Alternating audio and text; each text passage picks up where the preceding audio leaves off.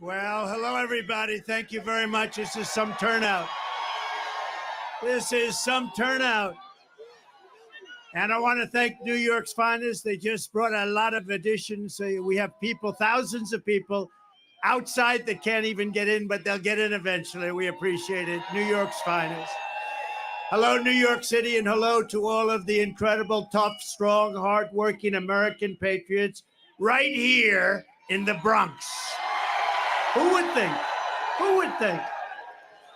I'm thrilled to be back in the city I grew up in, the city I spent my life in, the city I helped build, and the city that we all love, New York City. And I'm here tonight to declare that we are going to turn New York City around, and we are going to turn it around very, very quickly. We're going to bring safety back to our streets. We're going to bring success back to our schools. We're going to bring prosperity back to every neighborhood and every borough of the greatest city in our land. We're going to reduce taxes. We're going to bring businesses and big taxpayers back to New York. Got to bring them back. Got to bring them back. And we're going to make New York bigger, better, and more beautiful than ever before. And that includes right here in the Bronx. And it's going to be done and funded starting on January 20th, directly from our great and beautiful White House. Is that okay? For my whole life, I always thought that this city is a monumental testament to the power of the American spirit and the American dream. When New York started as a small, rugged Dutch trading post near the tip of Manhattan in 1624, what you see around you is nothing more than wilderness and marsh. But by the muscle and backbone and genius of the people of New York, we built the city into the towering forest of iron, aluminum, concrete, and steel. We made this city and state into the capital of global commerce. We turned our hometown into the bustling center of a confident, glamorous American culture, and we inspired the entire world. We inspired the world. No matter where you went on this planet, everyone knew that when you said, "I'm a New Yorker," it meant you had smarts, you had grit, you had energy, and above all else, you had heart, big, big, beautiful heart. Everybody wanted to be here. New York was where you came to make it big. You want to make it big, you had to be in New York. But sadly, this is now a city in decline. My life, I've seen New York through good times and bad, through boom times and crime waves, through market crashes and terrorist attacks. But I've never seen it quite like this. We have filthy and of drugged out homeless people living in our places that we've spent so much time with children where they used to play. We have lunatics killing innocent bystanders by pushing them on. It's a sad thing. Don't worry. It gets positive. Don't worry. It gets so positive. What's going on, 420? Remember, we're going to win. We're all winners. We're going to win so big. We're going to make it bigger and better than ever before. Remember that. So don't worry. By the time the other 6,000 or 7,000 people get in, it'll be very positive. Our subways are squalid and unsafe. The ceiling tiles are falling down, and they look worse than a third world country.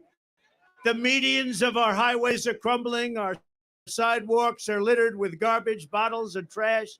But worst of all, the discarded needles from people that so desperately are in need of help. And we have mobs of migrants fighting our police officers and giving America the middle finger. But we are not going to let this continue. We are not going to abandon our hope and our pride. This city has given us so much, and now it is time that we are going to give it back. Together, we are going to make New York City great again, and simultaneously, we're going to make America great again.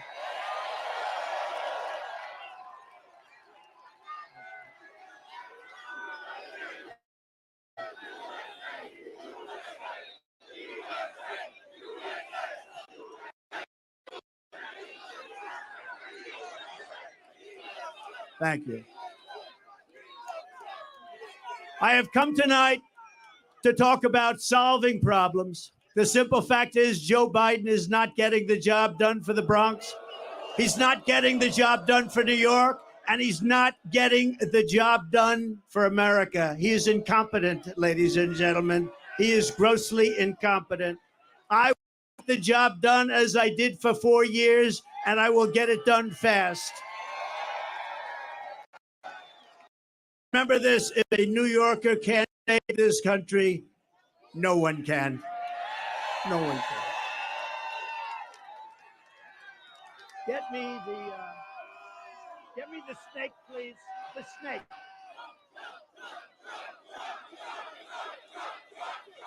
Thank you, everybody.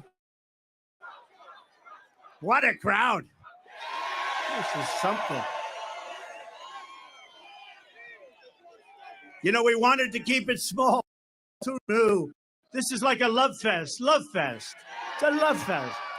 We love you. Thank you, darling.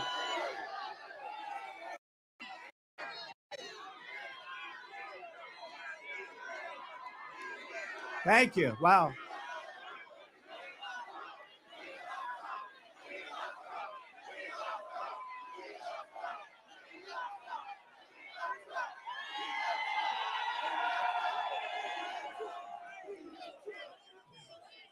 Who said we're not going to win New York? We're going to win New York so much. The whole thing. Wouldn't it be nice? Wouldn't it be nice to take back our country? And we'll do a job like nobody's ever done before. And what we did for 4 years was incredible, but we also learned a lot. We're going to get in there very fast with the right people, great people, people that are What's tested going and on, true. everybody?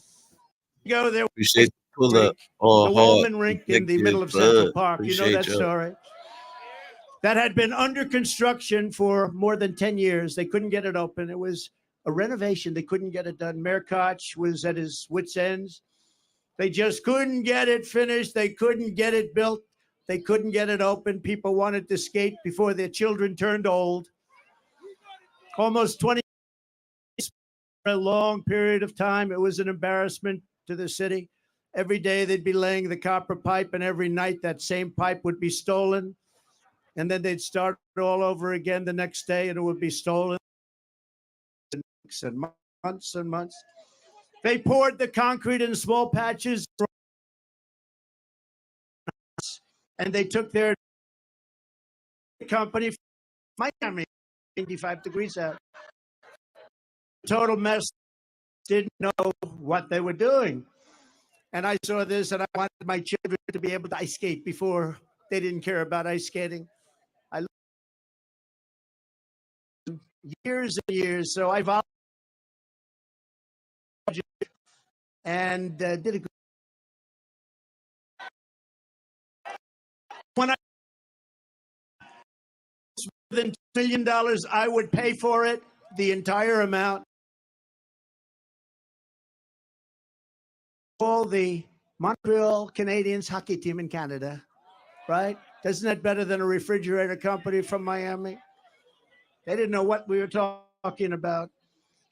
But the Montreal Canadiens knew. Forget how nice they were. And they told me that you don't want to use copper tubing and gas because the gas is very delicate and it leaks.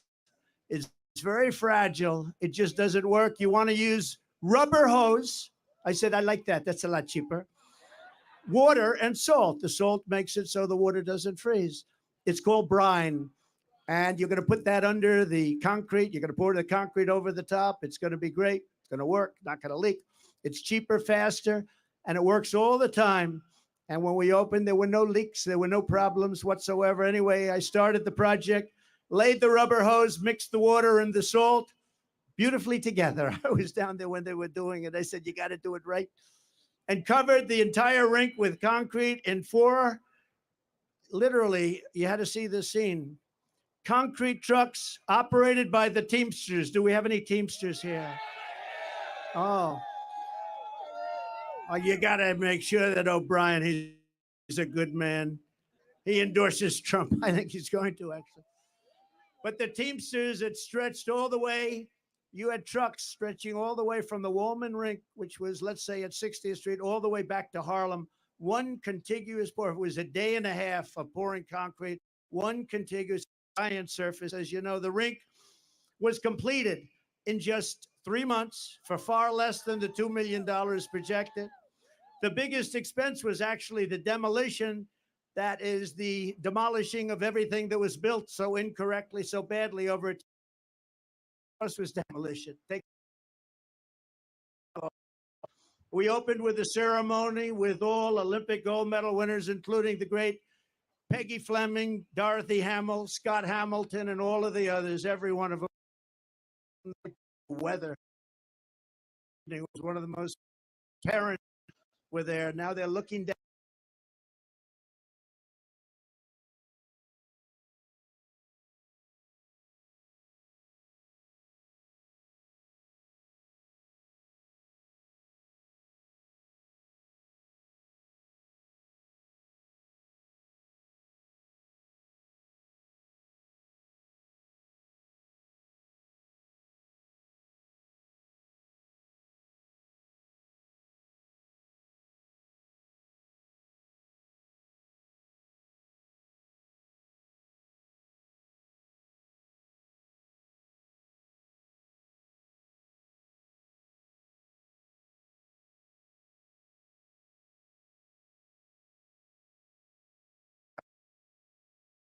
That's right.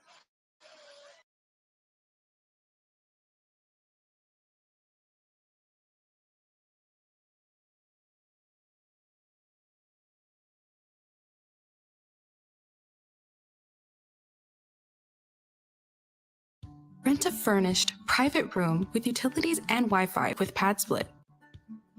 We already have more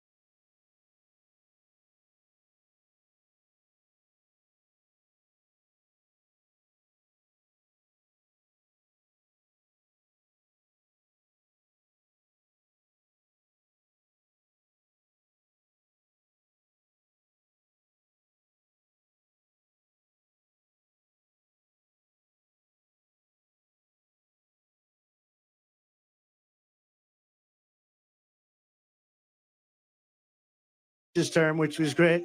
But there were no other bidders, to my knowledge.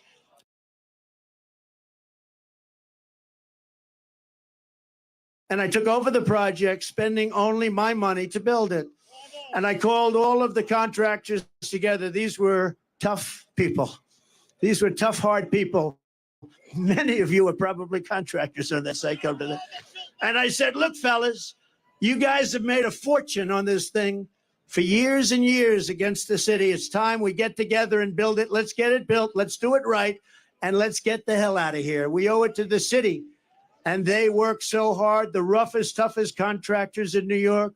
They had spirit like you've never seen before. And it was magnificently designed by the great Jack Nicklaus, who told me, I don't want to make any more money. They paid me enough. Everybody get paid a fortune. Jack said, I don't want money. I just want to see it get built for the people more, but they didn't. They just wanted to get it built. And in just a little more than a year, so this was going on for 30 years, including, think of it, just a magnificent thing to watch. You had to watch these people working, just the opposite of what took place for the first 29 years.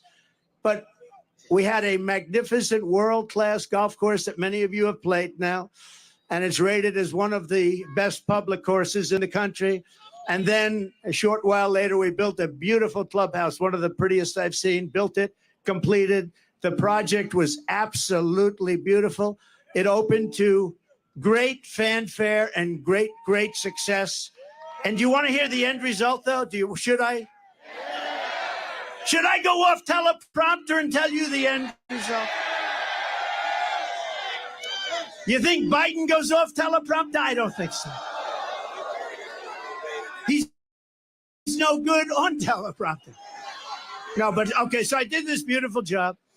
And then we had a dispute over January 6th. We had a dispute. And they said,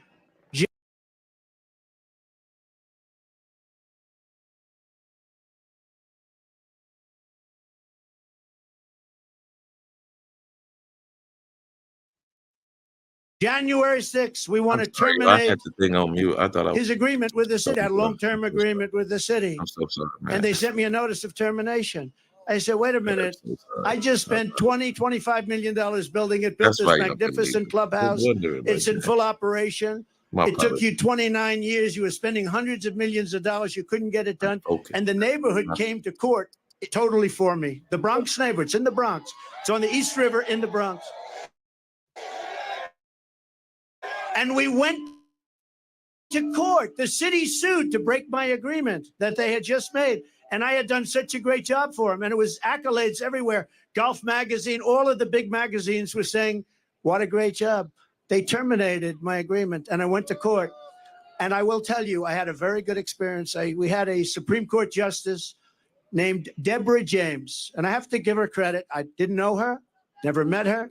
Deborah James, a African-American woman who came to my defense. We explained it, and the city explained it. They said, we want to terminate it. They had no reason. And we said what we just said.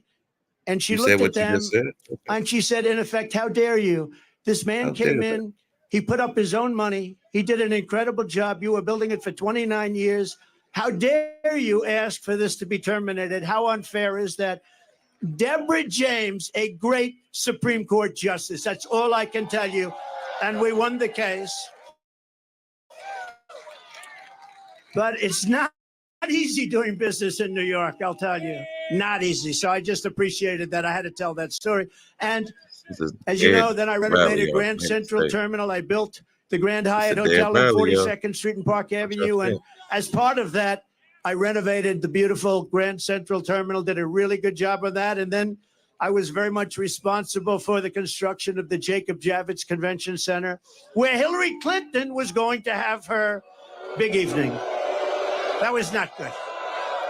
Remember? We had the glass ceiling. You know, we built glass ceiling. She said, we're going to break the glass ceiling. Didn't work out. They still talking about he about to get locked up, yo. Come on. Come on, y'all. Be smart. Be smart. You know, I'll tell you a little secret that I don't think I've ever. I hated the concept. I said we have to get on with our country. We have to win against Russia. We have to win against China, North Korea, all the different countries we're at loggerheads with.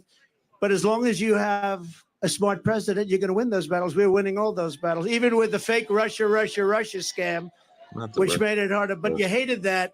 And then you see what they want to do to us, to me, to us. And they come along. To you. And they don't mind because Joe Biden is the worst president in the history of our country, has no sense, doesn't know what he's doing, grossly incompetent, and our country is going to hell, but we're going to turn it around. We're going to turn it around fast.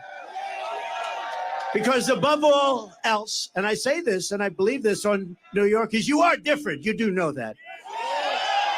You know that when I called for this rally, we said, let's just have a meeting. Don't call it a rally.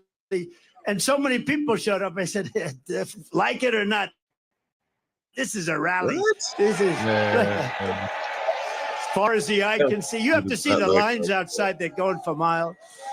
But when we saw it and we saw the love, because I Drill, called them this baby, morning, drill. do the people like me or What's do they going hate on, me? Alex? They said, they don't Appreciate like the you, sir. pull-up. They love you. I said, "Good, thank you." So I appreciate But it. we are drilling. And I We love have you more too. oil than ever before now under Biden. But above all else, I keep walking around the stage too. I'm cool. Look, I'm cool. I'm hip, guys. Yeah, you see how cool I am? Yeah, guys, I'm cool. boy, look at all the cameras back there. That's amazing. That's the fake news. Yeah. You know, they'll say tonight, Donald Trump spoke to a very small crowd of people in the Bronx. It was a very hostile crowd, very hostile. Oh, now They we hated him very hostile. much. Did I say? No, sometimes they're okay. Yes. You know, I agreed to do I a don't know. I don't know. debate with Talking a lot of crooked shit. Joe Biden They're gonna do a debate. on They're CNN doing a debate. with Fake Tapper. And He talked I about think the they'll be same fair. thing. Does anybody think they'll be fair? I might. That's all right. When they said, Uh-oh. here's your story, you can have a debate on CNN with Fake Tapper as the primary host. And I said, I'll do it. Because you know what they thought is you'd say CNN and they'd say various people on the show, various anchors, and, you know, headed up by Fake Tapper. And they thought I was going to reject it. I don't want to do it. Then Biden would say, I offered to debate, but he wouldn't do it. So they said, we want to have a debate. I'll take it. But we haven't even told you what the debate is all about. Then they said today, they said, we'd like to set up tables so you sit down. I said, I don't want to sit down for a debate. Let's go. At some point, so we're not sitting down. We're going to be standing up for the debate. Oh, they're gonna be standing up. And here's what you know. If crooked Joe Biden makes it through the debate, which I think he will, they're going to say it was one of the great debate performances in history. One of the greatest debate performances. At least technically not a trouble. Welcome up in here, finally, Thor. I could see what you were saying, but you know what killed it? COVID and his response to COVID. All that killed it. Like COVID and the election denial and the refusal of transfer of power. That's what killed him. But thank you for coming, bro. You still welcome. But there they are. And we're on every network tonight. I don't know what's going on. We're on Fox. We're on all of them. So have a lot of fun, but we're on all of them. So they understood. They understood before anyone how big this would be. And you got to see what's back there coming in. Thank you. Thank you.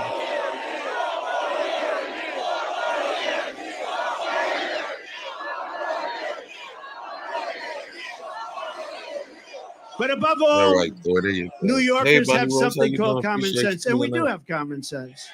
I don't An know. old-fashioned American know. common sense is exactly what I intend to bring back to the White House, just like we had for 4 years. You know, I mean, he's trying to fool these people by literally saying he's the everyday billionaire.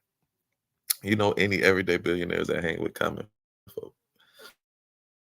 And this man has had the silver spoon in his mouth since birth, which is not a hindrance because his father was wealthy. I don't think that, I'm not saying that should be held against him.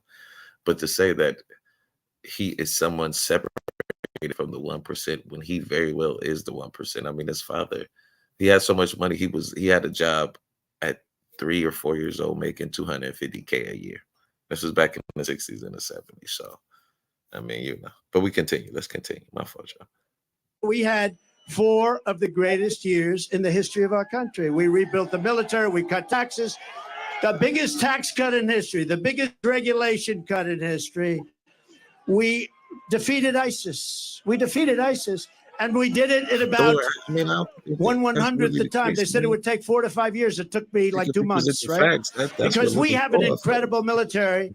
I'm only talking about me. They had Afghanistan, the worst pullout, the most embarrassing day in the history of our country. It's probably the reason, a piece of it, why Russia went into Ukraine. They said these people are incompetent. We'll go in. We need to start going hard. Russia going into Ukraine would have never happened. None of the stuff that you see would have happened. Israel would have never happened. The attack on October 7th. And you wouldn't have had inflation. As soon as I get back into the Oval Office, I am going to pick up the phone and I'm going to call your mayor and your governor, and I'm going to say, this is President Trump, and I want to come back and help. Look, you have a Democrat governor, you have a Democrat Oh, mayor, this and we sweet are going to spot. work with them, and we're going to get this state and this city Sweet spot. Now he at a wants to level work that with it's him, remember? never seen before, frankly. I think we can do that too. We're going to be Oh, man, helping we them a appreciate you lot, for coming much through, more man. than anybody would expect. Boy, It doesn't matter whether they're Democrats or you know what I'm Republicans, saying? because We this all, is you about know, our city and our we all country, human beings, and man. it's really Everybody get a about voice over here, the even if people. we And in this disagree. case, the We people just of New disagree. York City, New York But we State. still We're can, going to make you be very, very peaceful, man. happy. Especially on the internet. And Biden can't do it. He He's doesn't got know he's alive. it is his channel. You know, see all the stairs here? Stare, two of them behind me, one in the middle. Definitely, bro. Definitely. When he's finished with his No 2.5 echo chambers minute, over you know, here. do you ever watch his speech? You They just don't last for try and about a get minute pushed. and a half. When he's finished with his speech, he can never find the stairs. He can never find the stairs. And when he does, it's not a pretty picture either. Thank goodness It's unfortunate that these are for both. Secret Service, they come up and they guide them off. These are No, the this two is not choices what that we we have, need. Biden When you see and President Xi of China, when you see Kim Jong-un of North Korea, we when you can't have see him in there. Putin, and you see all of these people, they're at the top of their game, whether you like it or not, and they can't believe that this has happened to the United Yes, States. We yeah, have man, they lost interfere, respect especially- all over the world. We were the Oh. most respected country in the world 4 years ago. We were respected more than our Ironically. country was ever respected 4 years ago, and now we're being laughed at. We're like a joke, and that's not going to happen. That's not going to happen. We're going to do whatever it takes to fix our roads, bridges, and highways. We're going to take back our parks, not just for children, but for everybody. Man, We're going to valid. I renovate say New that all York the subway time. system so it One no gotta be longer Hulk looks Hogan, the other like gotta be Rodney Macho Man Savage. it hasn't been cleaned since 1932, but rather it will be the most beautiful transit system anywhere in the world. The most beautiful. I don't know if you know He's it. selling a It's dream, by bro. far the biggest He's a great infrastructure, salesman. I will give it subway to him. You can't take infrastructure in that the away. world. You can And we're going sell to make it by far water the to a biggest, well, and like now it- we're going to make it by far the best. We're going to make it beautiful again. And a lot of it Gotta is realize that topical. water's You know, the polluted. expensive work people don't understand because they're not in construction. It's topical work. It's topical. It's built. The expensive, the hard, the Man, they labor, work the together money, so the big stuff is valid. done. We're going to make it beautiful. We're going to make it If you good. ever get the And chance, check out most this movie called importantly, This- we're going to let New York's finest do its Eddie job. The Murphy. You might have transit seen cops it do already. their job. We're going to make it Distinguished safe. gentleman. Most importantly. One got to, without a And importantly, villain, for there's the no hero. people that are before me today, we are going to make life in New York affordable again. It's gotten totally out of control. The minute crooked Joe Biden shuffles out the door, I will rapidly rebuild the greatest economy in the history of the world. Look, we had the greatest economy in history. Everybody here, where you have a small business or if you had a job, you were getting more than you ever made. And Okay, I got to snap it real quick on this one, especially when he talks about the economy and the after effects of the COVID, of the virus. Like, my thought, if he would have shut the country down early March and say, yo, we're going to shut down the country to the 4th of July, and we're going to reopen it, and we're going to pay y'all while y'all sit. We're going to let this virus get under control. He would have won the election. He would have won. I mean, that's just in my opinion. And I think just his fumbling and him not taking it seriously, that's what turned a lot of people against him, man, on the low, that virus. Because, I mean, it's just, I won't say it's warfare, but it's something like warfare. And if you can't even handle that and you talking it's going to be gone in 2 weeks and drinking bleach, people ain't going to take you serious, man. And if Biden's smart, he will keep hindering on that. And the election.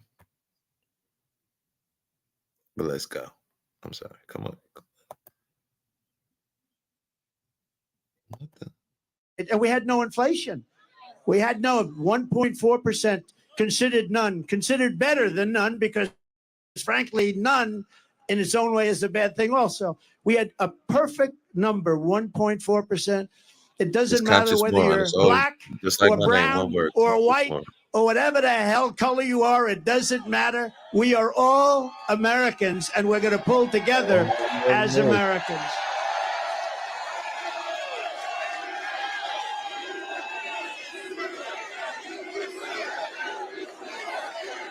On there. We all want better opportunity. I'm not just going Did. to Look at promise that. it. That's Dirty I'm going to Marvin. deliver I'm it not a as I subscriber to did Dirty. just a short Let's while go. ago. Think of it. You know, when I went down to Washington, I was only there 17 times. I Dirty never got me stayed blown over. up I in the didn't know building. that society. Appreciate that, Dirty. And we had great people. Look at what we did with economic development, with the rebuilding of our Yeah, I military, ain't with trying the to get tax that, cuts, man. with the. Well, we had great people, but we also had some people that I wouldn't have used if I had my choice. Yeah, Now he's I know hilarious. everybody. I know the smart ones. I know the dumb ones. I know the Anything. killers. I know the weak ones. I know them all. And And you're none going of to them see. gonna work with you.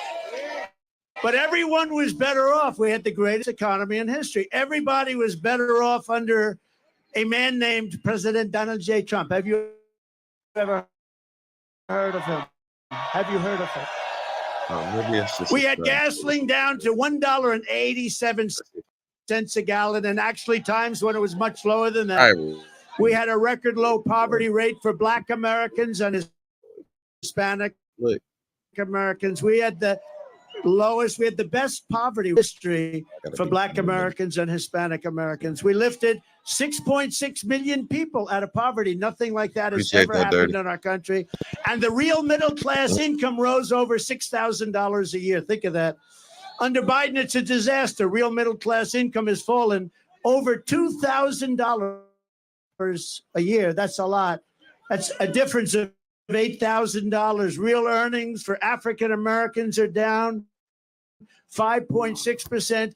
African Americans are getting slaughtered. Hispanic Americans are getting slaughtered. And these millions and millions of people that are coming into our country, the biggest impact and the biggest negative impact is against our Black population and our Hispanic population, who are losing their jobs, losing their housing, losing everything they can lose. They're the ones that are affected most by what's happening. Not only the fact that you've lost the use of your schools, your parks, and your hospitals. Joe Biden's inflation. Built the wall. Built, see? Okay, we got to stop real quick on this note, too. Especially as he walks around, guys. Like Trump, literally a few months ago, the Republican and Democratic committee came along and they had a border deal that really gave Republicans everything that they wanted. And Trump told him to kill the bill to help him in his political game, which he is now using. Come on, y'all. Come on, y'all. Come on. We got to be smarter. We got to move smarter. Do they have it? Come on, y'all. We got to be smarter. We got to be smarter.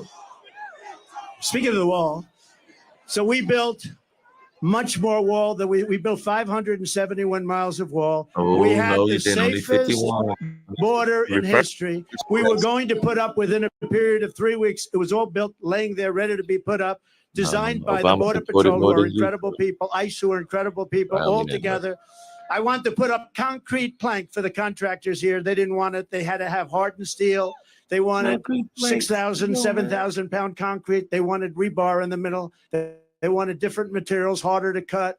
So we had very hard steel, very good stuff. Everything was good. We had the panel on top. It was called an anti-climb panel. We had the best wall. And it was going to bid. We're going to add 200 miles of wall. It would have taken about 3 weeks. And then we had the rigged election. And you know what happened after the rigged election? They took the wall, and instead of putting it up, they sold it for 5 cents on the dollar. And I said, these people really do want to have an open border. And that's what's happened to our country. Our country has gone to hell because of it. It's gone to hell. Why wouldn't they just go underneath with the tunnels that they got? But I want to thank Mexico. I want to thank, because I went to Mexico.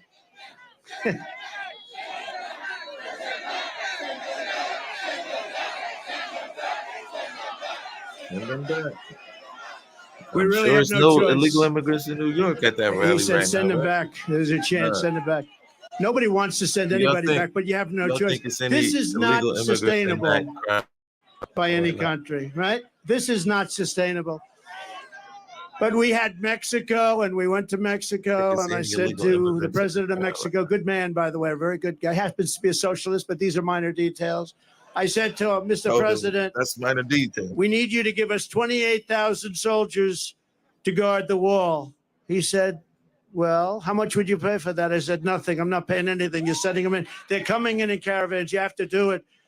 And he smiled and he laughed. He thought it was funny. He thought it was like, I was kidding. I said, no.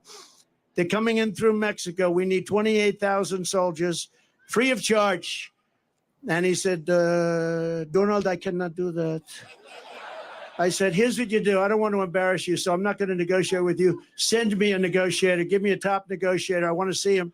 And he came to the White House, a very handsome man, dressed in one of the most beautiful suits I've ever seen. In fact, What? I was going to ask him, who is your tailor? I'd like to buy one of those suits, but I didn't think it was appropriate to start the negotiation that way. And I said, you know that you're going to give us 28,000 soldiers, don't you? No, we are not going to. We will never do that. No. I said, of course you're going to. 100%. He said, we're not going to. He said, no way. I said, way. You're going to give us. That's what you would think. It would Said be more black. 100%. And you're also going to have a new policy. It's called Remain in Mexico. Nobody can come into our country until they're free. And then you're going to have catch and release into Mexico. We have catch and release into our country. Even if they're criminals, we catch them, we check them, we see they're a criminal, we release them, we say, come back 5 years later, you'll have a court case. Nobody ever comes back. So I said to the State Department, and a wonderful woman, but a bad negotiator, I said to the State Department, give me a top 10 list. Give me a top 10 things. I said to ICE and Border Patrol, give me a top 10. They gave me a top 10 list. And a lot of it had to do with all of the horrible disease that pours through. People that have highly contagious diseases are coming into our country at levels that we've never seen before. So many other things. And they gave me a top 10 list, but they laughed. They said, sir, they'll never do. We've been trying to get this stuff for 25 years. I said, if I were a betting man, I would bet you any amount of money. You'll have it very quickly. So this man comes in. I said, we want a policy, remain in Mexico. Tijuana, hundreds of probably the fastest growing city in the world for a period of a year. That place was loaded up with people. They were allowed into our country. And we had already built a lot of the wall, a tremendous amount, 571 miles. Without that, we couldn't have ever done this. And he said that we're not going to do it, sir. I said, you are going to do it. He said, we're not. I said, here's the story. I'm not going to mess around with you. I have to go. I have a very important meeting, much more important than this. I said, here's the story. You're either going to do it, it's Friday evening, or on Monday morning at 7 o'clock in the morning, we are going to put a 25% tariff on everything that Mexico sends into our country. And then 1 month later, if you don't do it, we're going to put a 50%. Then we're going to go 75. And because I'm a nice person, we're going to stop at a 100% tariff. And here's and I had it literally written. I'm saying, should I sign it or not? Am I going to waste the ink or not? Because I'll sign it right now. On Monday morning at 7 o'clock, you're going to pay up to $100 tariff. He said, sure, I'd like to make a phone call. I said, I wonder who you're going to call. Let me guess. You're going to call the president. He comes back 3 minutes later. Sir, it would be our great honor to give you 28,000 soldiers free of charge. It would be our great honor Mexican do the same. Have a policy of remain in Mexico. Anyway, and we got all 10 things. It took about like 10 minutes. It was not. That's it. And now the other day, did you see? Mexico said to crooked Joe Biden, we want $20 billion a year just for the privilege of negotiating with you. We want you to pay us. Did you see that? It was a little article. You hardly. It's a slight difference. Would you say? He would have never asked that. He would have never asked it. So he said they want 20 billion. 20 billion, not 20 million's a lot. They want 20 with a B, $20 billion a year just for the privilege of negotiating with Mexico. And you would never get the things that they gave up, remain in Mexico. They gave up catch and release in Mexico. They gave up they gave up everything. They gave up everything. They did. They did give up the Constitution. Joe Biden, his inflation has cost the average New York household a staggering $24,000. Think of that, because the costs have gone up so much. Bacon has gone. I don't eat bacon anymore. It's too expensive. It's true.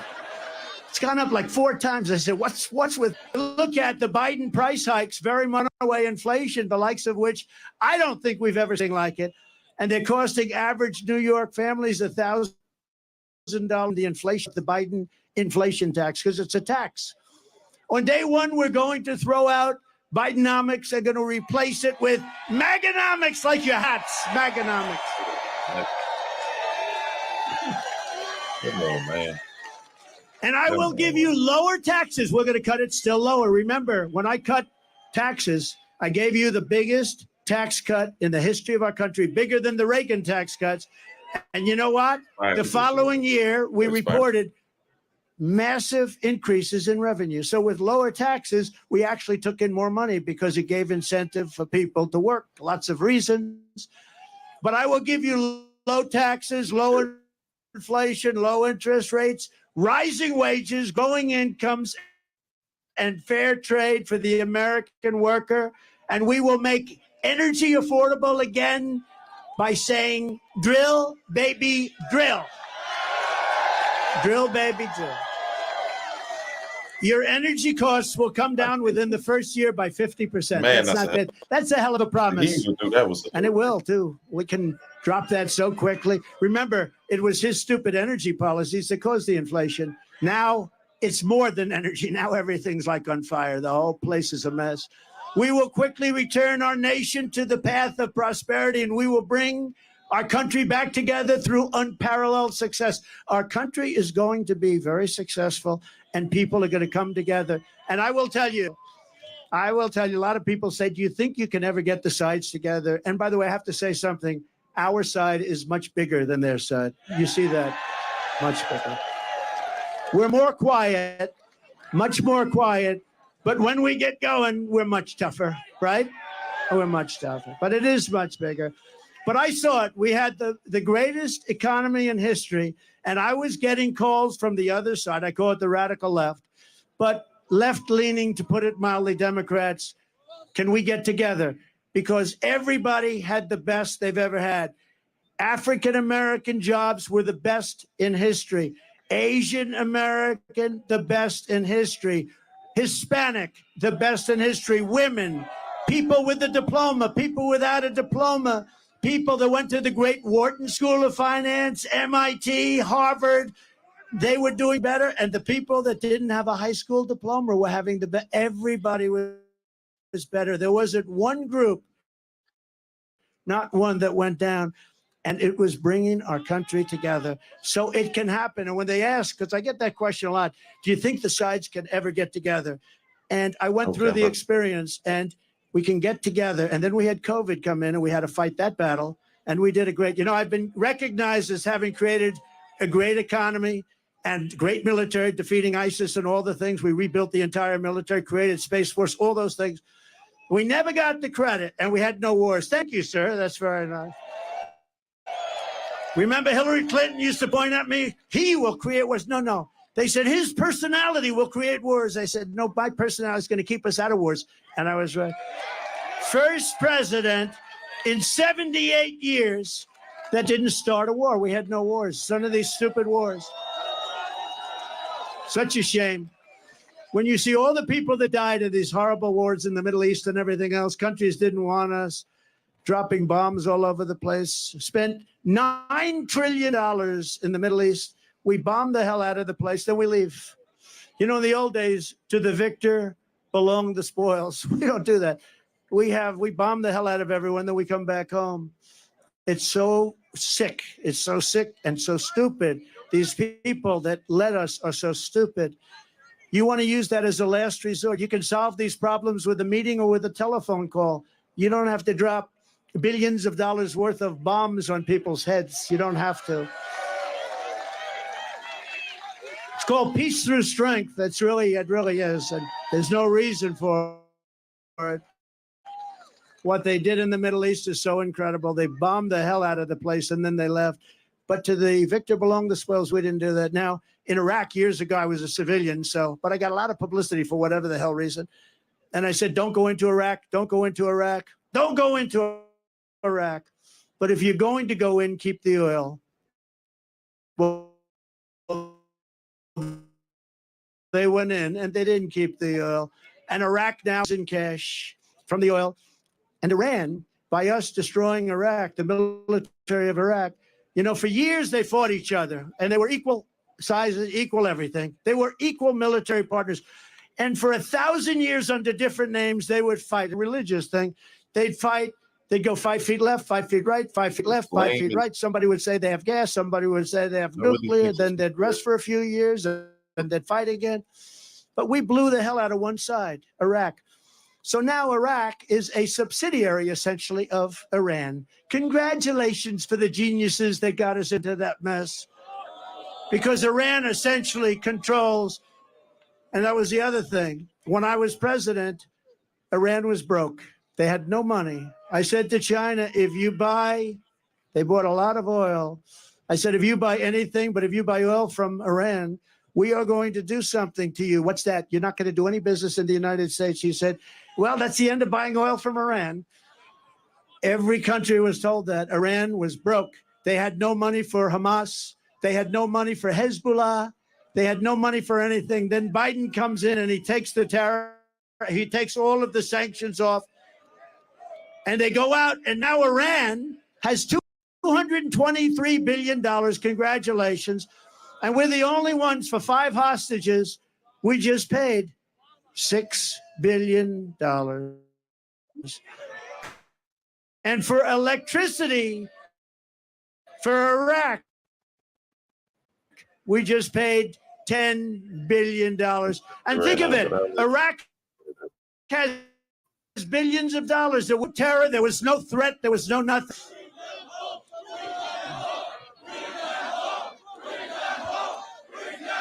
Bring them home.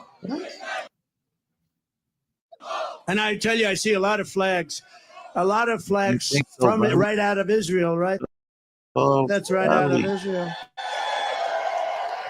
Kind of a dog rally. But remember, I said it a month ago, and it's a terrible thing to say, but I believe it.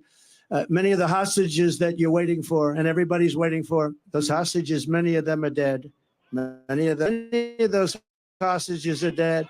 And that's why when you see these negotiations where Hamas is like not getting back, they're saying, man, we could make a good deal, but these people are no longer alive. When I saw the way they were treated, when I saw they were thrown into the cars and how horribly they were treated, there's no way that those hostages, and some will be alive, but many of those hostages are dead. It's a very serious, horrible thing. It would have never happened if the election weren't rigged. It would have never happened if I were your president. They would have never done it. Because we have so many young people here today, I want to talk about, just for a moment, about success. Do you remember I used to give talks on success before politics? Okay, that's enough. We're going to do it. I know you're on our side, but it's enough. We're going to get them home. It's a rough situation. But remember, we used to give talks on success for the learning addicts and for others. And I used to do that before politics. And maybe it's one of the reasons I went in. But because, well, bringing our city back, it starts with getting the right leadership. It also involves men and women just like you. But I talk a lot about success, and I get paid money to talk about success. I would have done it for nothing. But then because of politics, and if you take a look, because of politics, I stopped doing that. But I think we're in the Bronx. We have young people that aspire to success. And I just wanted to know, I'm so tired of politics. Can we devote 6 minutes to success? Okay. So for all of you young people, I think it's, look, I've been through tremendous. I've had great success. I've had it in entertainment. I've had it in business. I've had it in politics. I ran for office. What office did you run for? President? How'd you do? I won. Actually, I won twice. We did much better the second time. So, we got millions more votes the second time. But it doesn't compare to this time. There is so much more. We had tremendous enthusiasm. When I don't call her Crooked Hillary anymore. I call her Beautiful Hillary because I took crooked and used it for Joe. I don't like using it for two people. But we had tremendous enthusiasm in 2016. We had unbelievable more enthusiasm in 2020 because we did such a good job. In fact, one of the big problems in 2016 was the wall. It was the border. I fixed it so good that I couldn't talk about it in 2020. I kept saying to my people, I want to talk about the wall. I want to talk about the great job I did on immigration. I stopped people from coming in. They said, sir, nobody cares. You already fixed it. I said, this is a terrible thing. You fix it, and you can't talk about it. But let's talk about, for the young people, just to listen for a couple of minutes, because we've been talking about politics so long. I'm OD'd. You know what that means? I'm OD'd on politics. I'm OD'd on Trump. I turn on the television, Trump, Trump, Trump, Trump, all different stories, Trump. They're driving us crazy. So I believe in the expression. Did you ever hear this expression? The harder you work, the luckier you get. You know who said that?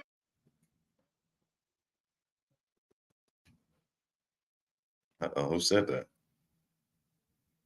Uh-oh. A great golfer named Gary Player. He was smaller than other golfers, but he worked harder than other golfers. And he ended up with the most career wins of any golfer. He ended up with 9 majors. And, you know, he was small in stature, but big right up here. But he made that say, it was the first time I ever heard about it. He said, it's a funny thing happens. The harder I work, the luckier I get. That was an athlete saying that. Amazing, right? It's the first time I heard it. Probably been said by others, but it's true. I can tell you, if you didn't work really hard, there is very little chance that I would be standing here right now. Another part of success is something I learned from my father. I had a wonderful father, wonderful parents. I'm lucky. You got to be lucky. You got to get great parents. If you're going to spend your life working really hard, you have to love it. You have to pick something that you really enjoy. Sometimes your parents will say, don't do that. But you got a little bit, in that case, you got to follow your own way. You got to love it. Ideally, you're going to love something where there's a potential, because there are some things you love, but it's not going to do you so good. So ideally, fall in love with something that's good. Some people go into a business where it's a very hard business. If you can go into a business, that's an easier business, and do well. But I see it all the time. Somebody has every ingredient for success, smart, brilliant, everything's good. But they're in a business where you hit your head on the wall. It's a very tough business. Try finding something where it's a great business with a great future, and there are plenty of them out there. My father taught me about construction, but what I really learned from him was that he worked 7 days a week because he really loved to do it. I mean, he would work on Sunday, he'd go to church in the morning, and then he'd go and work. And I know some people that don't believe in working on Sunday. You couldn't keep him away from work. But he loved working, and he was happy.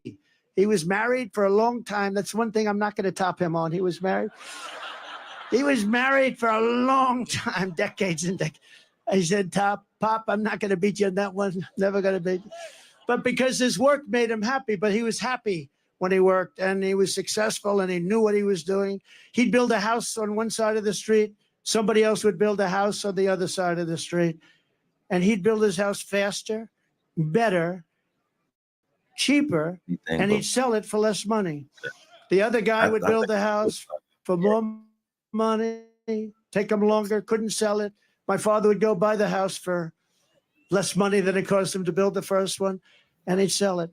And you know, in the old days, a long time ago, his brother was a professor at MIT. My father worked, he was a little younger than my father. My father put him to school. He went to MIT, a very brilliant guy, Professor John Trump, the longest serving professor in the history of MIT, 41 years, I believe. Dr. John Trump. My father used to tell me I used to go crazy. Your uncle was always getting degrees. I had to keep building for your uncle to get him through college. He was always up there getting degrees. But he was at MIT for 41 years, a brilliant guy. He used to talk to me about nuclear because he was a nuclear genius, along with a genius about everything else.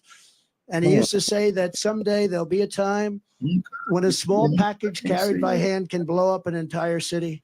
And I said, no way, Uncle John, that's never going to happen, Uncle John. Guess what? He was right a long time ago that he said it. But my father would price a house. And I'd say, how did you price in those days, Dad? He said, pricing was everything. He said, I'd sell a house for $3,999.99. And that one penny made the difference between selling it and not. 1 penny. If I made it $4,000, I wouldn't sell. But psychologically, $3,999.99. And he sold houses, and guys wouldn't sell them.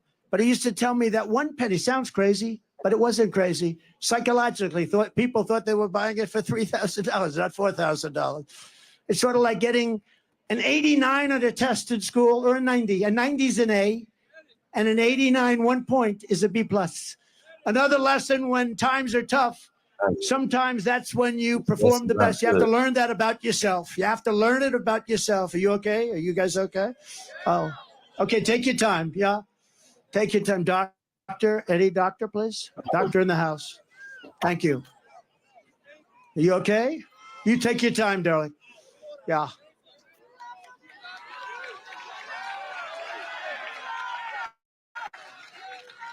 Yeah.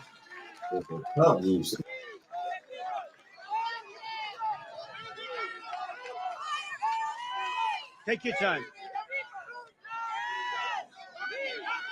Got that Trump juice in it. Uh-oh.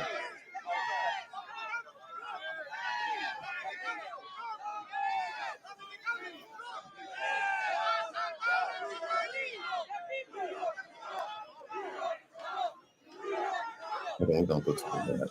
Okay. Take your time, Doc. We have time. We got time, dude. We got time, Trump. You sure? Barely. And I say, you know what I do? I just do it. I put on the blinders. I say, I just do it. We do it. And the other question they ask me is, will it happen again? And we have to make it too big to rig. We got a lot of great people watching. We have to make it too big to rig. But one of the things you need in success is momentum. You need momentum. You got to have, and when you have that momentum going, there's nothing that can stop you. And I tell the story of Bill Levitt. Bill Levitt was a great real estate man, great. Levitt towns all over the country. One of the most successful real estate people at a certain age ever. And he built these massive towns that were, you know, there was nothing like them at the time, and very successful. And he was offered a lot of money to sell to a big public company, and he decided to take it. He was a young man. He was in his 40s, and he said, darling, I'm going to take it. Told his wife, I want to take the money. And for 20 years, he went out, he bought a yacht. He lived a beautiful life. He lived in the south of France. But he got bored. And 21, 22 years later, he said, I want to make a comeback. I can't stand this life anymore. I want to make a comeback. After 21 years, he decided. He went to the company that he sold to, a big public company that did very poorly. They had no idea what they were doing. You know, he used to, by the way, he used to pick up every nail, every piece of wood, he used to sell the sawdust, everything. He would say every penny was a major event. And now you had this big public company. They didn't know what the hell they were doing. So he went back and he made him an offer. They didn't want to sell, and he paid a little more. And he ended up buying it for an okay price. And he was so happy. He said, now I can go back to work. And he went back, and everything he touched turned bad. The market turned on him. The jobs turned on him. He was no longer able to get zoning. He was spending a fortune. He had just purchased it for a lot of money. And he ended up going bankrupt. He was bankrupt. And I was young when I met him. And I was at the party of a very big person, big public company person. And Bill Levitt was there. And I was in the real estate business, so I knew who he was. And you probably indirectly know who. And everybody was shunning him a little bit. Nobody cared about him anymore. But I did. And I went over to him and I say, hi, Mr. Levitt, I'm Donald Trump. I know it. I was doing great. I was sort of like a hot guy. I was hot as a pistol. I think I was hotter than I am now, and I became president, okay? I don't know. I said to somebody, was I hotter before or hotter now? I don't know. Who the hell knows? Who the hell knows? Who the hell cares? Who literally thinks that? I'm hotter now. But he knew who I was, and I went up, I said, so, are you okay? And he said, I'm not really okay. I made a mistake that I'll never forget. And he was, by this time, a pretty old guy. And he was sitting in the corner of this magnificent Fifth Avenue apartment where there were 25 very successful people. But I wanted to talk to him. I wanted to find out what happened because he lost everything. Everybody knew it. It's very public. And I said, what happened exactly? What happened? He said, son, I lost my momentum. I had something going that couldn't be stopped, and I should have just stayed. I lost my momentum. And I've never forgotten the term. If you lose your momentum, you got to figure it out. But Bill Levitt lost his momentum, and he died penniless. And he was the biggest real estate person on the planet. And I've never forgotten that story. And it was a sad story. He was a good man, too. Great I thought he was a good motivation, man, but Trump. Great did an motivation. unbelievable job. Today, you have Levitowns all over the country, and pretty amazing. But you have to always keep moving forward. And when it's your time, you have to know it's your time. And I said to myself, in terms of politics, I said, you know what? We did so well in number one. We did even better in number two. I said, we got to do it again because I have to do it. Maybe I'm wrong. And I'm not doing Finally, I finally convinced somebody. for myself. I'm doing it to make America great again. I didn't think we That's won, amazing. easily won. I would never do this because you know what? In many ways, it's easier. You have a winner, you have a loser. It's okay. I won once. It was a big upset, I guess. I don't know why it was an upset because I'd go and I'd have 50,000 people at a rally. She'd go and have 200 people. And then they say, why did I win Michigan? Why did I win Pennsylvania? Why did I win all these states that a Republican hadn't won in many years? Why? And by the way, we're up in Pennsylvania. Guys, I just want to stop real quick and say this. Rallies don't equal votes. I mean, think about it. Think about the diehard Trump MAGA fans who go to each and every rally. They can only vote one time if we're going by the American system, right? And who says that they live in said state? I've known him to mention a couple people who travel from each rally to each rally, just listening to him. So, I mean, that's what I'm saying. Them rallies really don't give a good look into how many people voted for Trump. I mean, you know, let's say 10,000 people are here. That's only 10,000 votes. Okay? I mean, you know, stuff like that.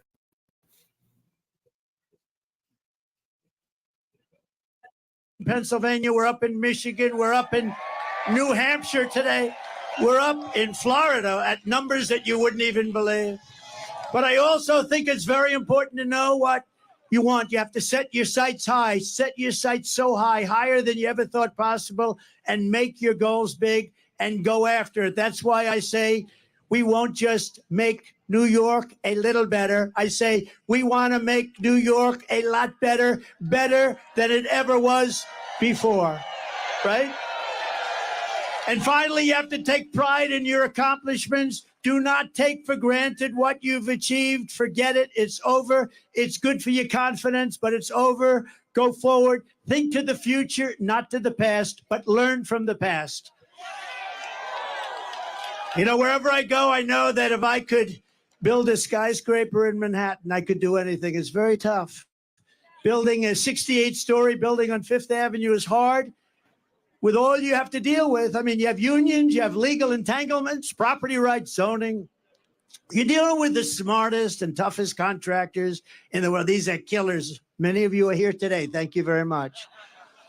But by comparison, talking to world leaders, I believe, is easier. And I've done them both. Talking to a world leader, if you're smart, you know, you have the United States behind you. Now, the country's not the same, but it'll be better and stronger and bigger in a very short period of time.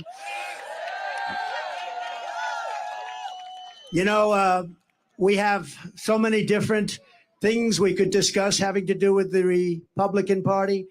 But the biggest thing, I think, and I really mean this, and it's happening more and more, and I see it all the time, because really you have to be the party of common sense as opposed to the Democrat Party. It's a party of failure, extremism, and gross incompetence. And that's what it is. And they're going to destroy our country. But our country has faced down much harder challenges before and come back stronger than ever. That's why I so firmly believe that we can quickly make America a great and glorious nation again. When I take office, we are going to restore public safety and the rule of law in New York City. That starts with stopping the pouring into our country of millions and millions of illegal immigrants, which are causing a new category of violence called the migrant crime. We have a migrant crime happening now. You add that to the crime already. A terrible statistic. Venezuela was a very crime-ridden country. They just announced a month ago 67, but now they just announced 72% reduction in crime in Venezuela. In Caracas, they took their gang members, they took their drug dealers, They are emptying out their prisons. They're taking everybody that's a problem and they're dumping them into the United States of America. We're like a dumping ground. But many countries are doing that. I would say eventually all countries would be doing that. If I headed up Honduras, if I headed up any one of the countries that are neighboring or not neighboring, and we're not talking about just South America countries. We're talking about countries from Africa. The other day, 22, think of it, 22 people from the Congo. Where do you live? We came from jail. What did you do in jail? We don't want to tell you. They're now living happily. They come from Africa. They come from Asia. They come from all over the world. They come from the Middle East, Yemen. We're bombing Yemen. Here we go with the bombs again.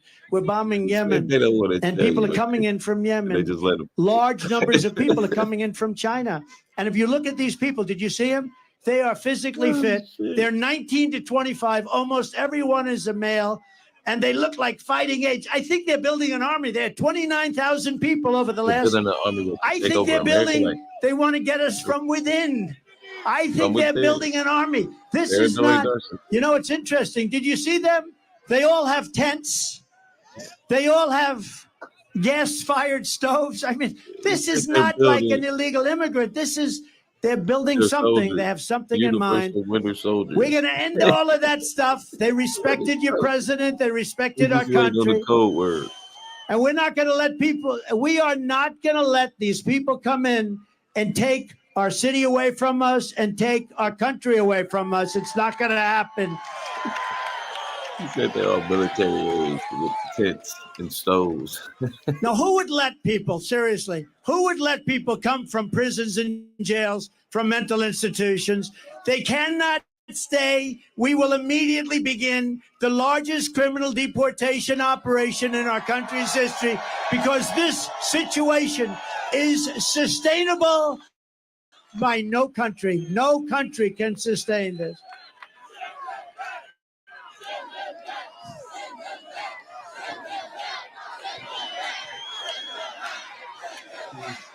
As we speak, there are hundreds of thousands of Biden migrants invading our city and our country. We no longer have border states like Texas and Arizona. All states, including New York, are your border state. The people are pouring through Texas. They're pouring through Arizona. They're pouring through every state. Every state is now a border state.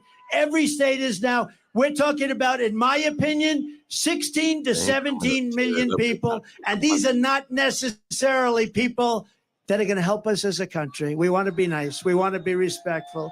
They're coming from so many places. We don't have any idea. In many cases, we don't even know what the language. You know, you have languages that people don't even know about. We have languages where there's nobody in our country that speaks these languages.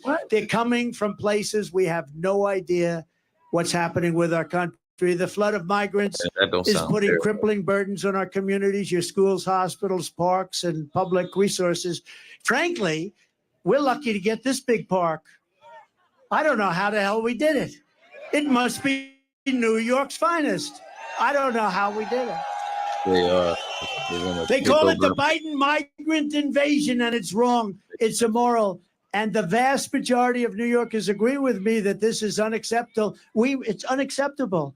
We must stop it. We must stop it immediately. And, you know, for the people coming up, it's also unacceptable.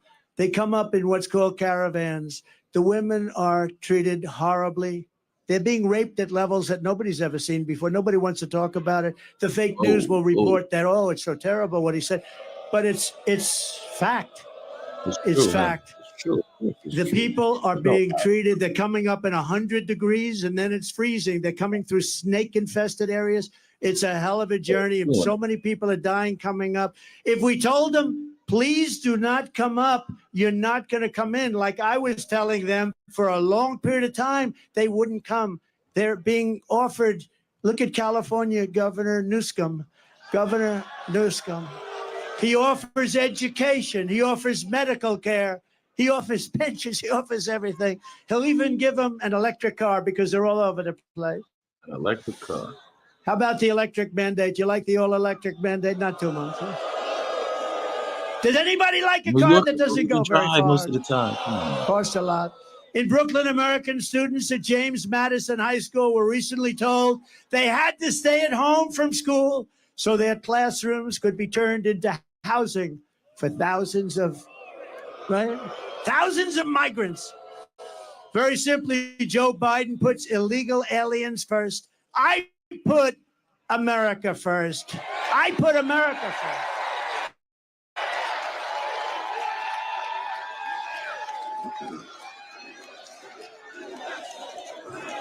How much longer is it on? Get ahead of that, can't you?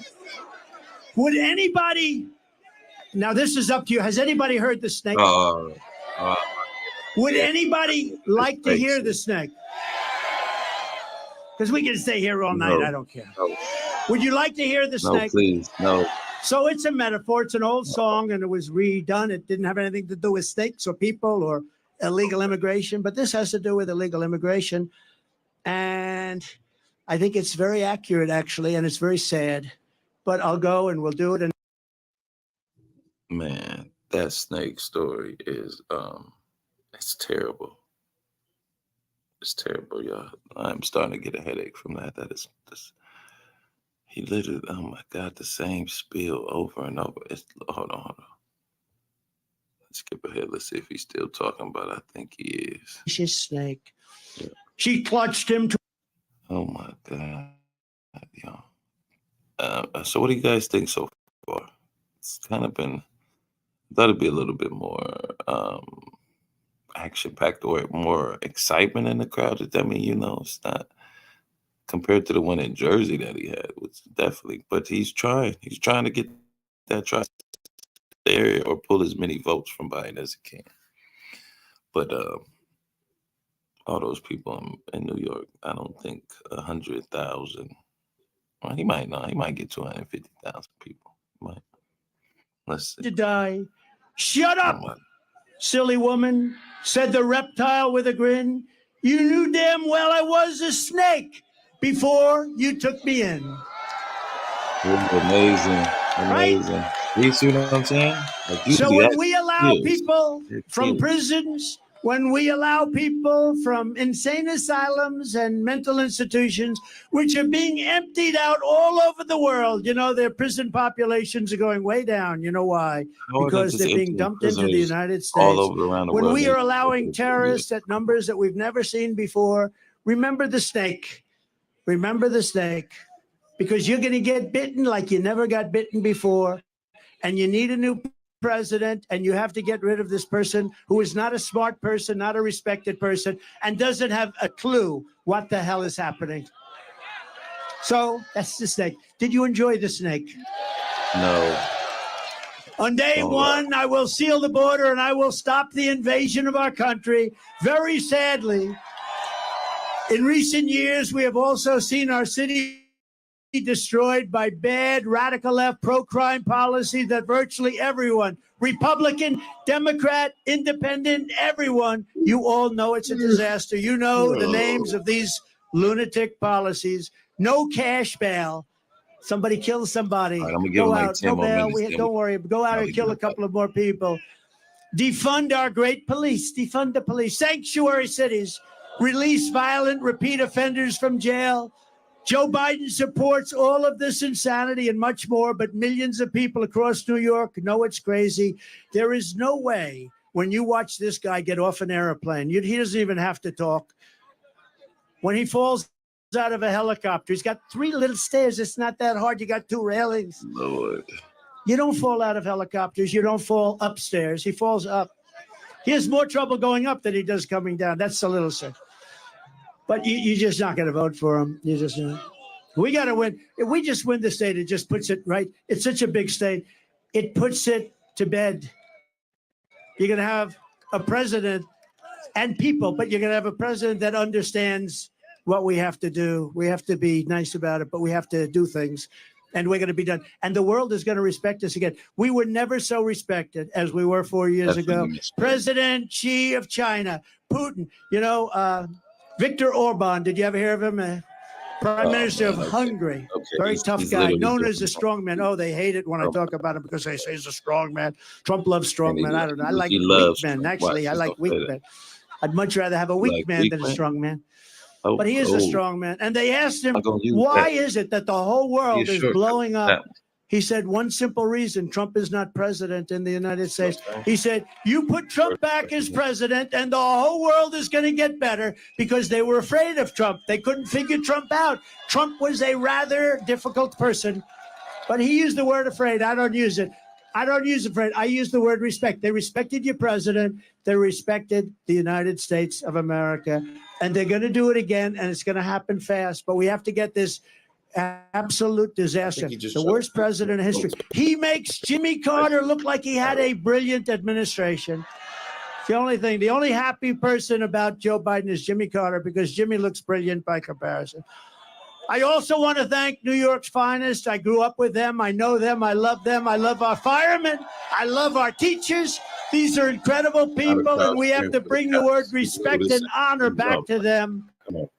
right where it belongs. New York, A few weeks ago, I visited with a grieving family, New York police officer Jonathan Diller. What a beautiful family. He was a beautiful person. He was 31 years old, gunned down during a traffic stop by a vicious thug, and just horrible, leaving his beautiful young wife. I don't know, guys. I don't know. Okay. My head is starting to throb the more and more I listen to this guy. Seems like he's rambling on about the same old things. It's constantly the same thing. It reminds me of somebody. Gentlemen, I know. But nevertheless, we're gonna get up out of here. All right. I want to thank everybody for pulling up, enjoying the content with me, or just even having my back and chilling out.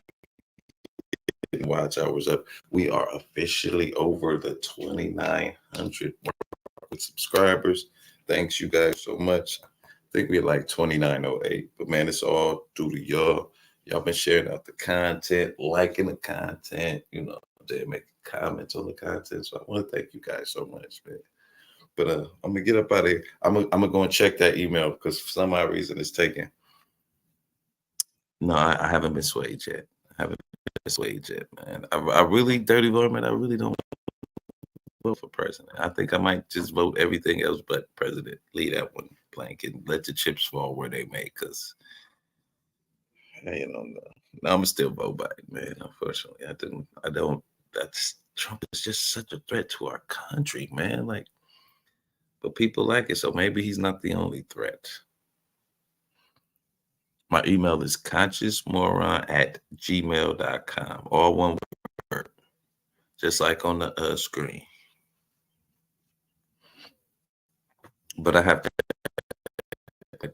but I didn't see it the last time I checked. But I'll check again, Miss FedEx. But we're gonna get up out of here, y'all, because he's not really talking about anything. As I always say, without you, there is no more around. So I appreciate y'all. Y'all be safe. Peace.